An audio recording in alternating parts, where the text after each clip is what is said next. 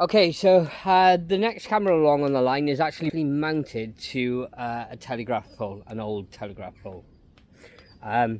So I've opened up the box, and this is typical to what we find when we do open up boxes is, you know, brace yourself if you don't like spiders, but we got a few spiders' eggs and webs and stuff in there, and then whoever's done this camera has just literally twisted the cables together rather than using a BNC connector. So I'm gonna have to put a BNC connector on that, and then I'm gonna have to use something better than these jelly connectors to connect the power. So I'm gonna pull all this off. There's the camera there underneath, an old Dower camera, but I will take all this off and then I'm gonna install our stuff, and I'll shoot a bit of footage along the way.